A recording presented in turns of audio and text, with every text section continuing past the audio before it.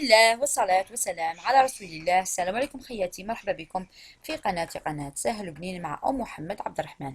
نرحب بكم وين ما كنتوا تشاهدوني، نقول لكم ألف مرحبا. نتمنى إن شاء الله تكونوا كامل بخير وعلى خير وبصحة جيدة يا ربي. كما راك تشوفي في الصورة جبت لك اليوم وصفة الكرانتيكا. يعني عطيت لك الوصفة التجارية بكل يعني بكل مصداقية، عطيتها لك على أصولها. كما يقول لك فقط تبعي الطريقة وحتى من مقاديرك راح تنجحي فيها، سواء تبغي ديريها مشروع ولا تبغي ديريها لوليداتك في هذا الشتاء، يعني تبان بزاف البرد. كما راك تشوفي وصفة جد ناجحة، يعني تجي طرية ما تجيش يعني تجي ناشفة، ما تجيش ثقيلة في نفس الوقت، تجي طرية وقد ما تقعد ماش راح تنشف لك، ويعني تبقى لك هكذاك جارية، تبقى شابة. ليسونسيال، إذا كنت أول مرة تزوري قناتي رحب بك، أتمنى منك فضلا وليس أمرا أنك تشتركي في القناة، تفعل الجرس باش يوصلك كل جديد إن شاء الله. يعني إلا بغيتي كش وصفة ولا تقدري تطلبيها. بلا ما نطولوا نروحوا مباشرة إلى طريقة تحضير الوصفة نتاعنا. كيما راك تشوفي أنا جبت هذا الحمص المطحون تاع الميزان، يعني اول مره نخدم به صراحه. النتيجه تاعو ماهيش شابه بزاف، مي زعما لو كان تخيري اللي ما عرفين شو تاع الباكي يكون افضل منه، باسكو هذا جاني شويه حرش، تاع الباكي يجي رطب. على بها لازم تكون الحمص من نوعيه جيده. ليزونسيال انا ديت منه زوج كيسان من هذا الكاس. العبر هذا هو اللي ديته، العبر نفسه كي راح تكملي به كامل المقادير. يعني وكان كان عندي، يعني وكان استعملت كاس كبير، انا فقط ديت على حسب السنيوه تاعي. كون استعملت كاس كبير وكان ديت غير بالعبر، ولكن السنيوه تاعي ترفد لي زوج من هذا، وهذا راه الكاس نفسه تاع ام وليد تاع 220 مليلتر. ديت منه زوج عبار نتاع حمص. قلت لكم هذا الحمص تاعي تاع الميزان، دونك بغيت نغربلو. حكمت وغربلته، يعني صفيته تكون فيه كاس شوائب ولا حاجه. من بعد نفس الكاس غادي نكمل به. نتوما البنات اللي عندها سنيوه صغيره دير غير كاس واحد، انا السنيوه تاعي كانت كبيره على بها درت زوج كيسان. الا بغيتي ديري غير كاس واحد قسمي المقادير كامل على اثنين، سينو بغيتي ديري زوج كيما انا تبعي بالمقادير. ليسونسيال غربل زوج كيسان، ضفت عليهم ملعقه قهوه نتاع ملح، يعني الملح ديري ومن بعد ذوقي قبل ما ديريها الطيب، الا لقيتها مخصوصه ملح تقدري تضيفي. وضفت عليهم ملعقة قهوة نتاع كمون. كما قلت لكم ملعقة قهوة نتاع ملح وملعقة قهوة نتاع كمون، ومن بعد نضيف عليها 9 كيسان نتاع ماء. انا كما راك تشوفي الريسيبيو تاعي راه صغير شويه، على بها ما درتش 9 كيسان كاملين. انا راح نبدل يعني راح ندير فيه حاجه واحده اخرى.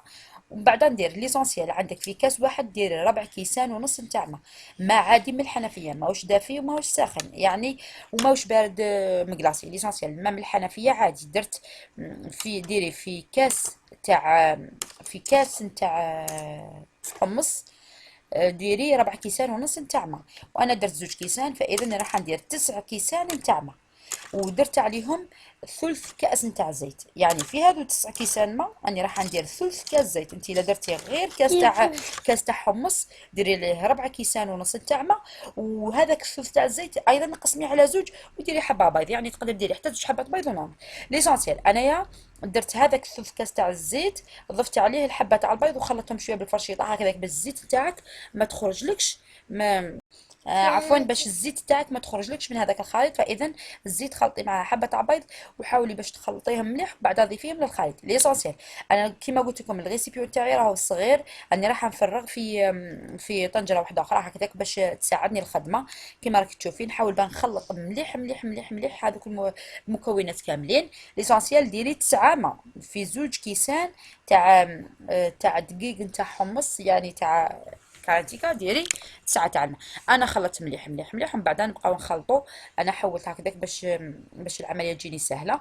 نبقاو نخلطوا نخلطوا. اذا بغيتي تستخدمي الباتور سينو كتدبيره اصحاب المشاريع يديروها، هذيك القاروره نتاع الماء ديري فيها هذاك الخليط، وقعدي تخلطي تخلطي حتى الخليط تاعك يولي رغوه.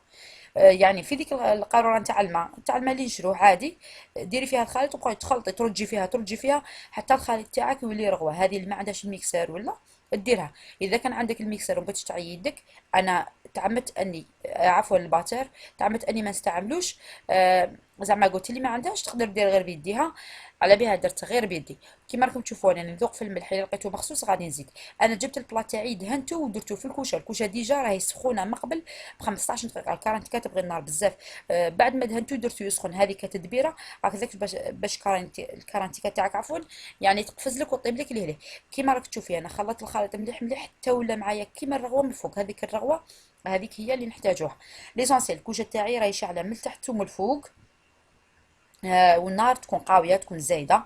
ندخلوا الكرانتيكا تاعنا ونخلوها طيب لنا، طيب لمده 45 دقيقه. انا كيفاش طيب تاعها ديريها طيب من تحت، ومن بعد اللي تحسيها باللي خلاص يعني كي ديروها طيب تبدا تبقبق، تشوفيها شغل دير كيما هكذا كيما البنابل، تبدا تبقبق. ومن بعد هذاك التبقبيق تاعها يبدا شغل يثقال، تحسيها باللي خثرت، تحسيها شغل ثقالت معاك.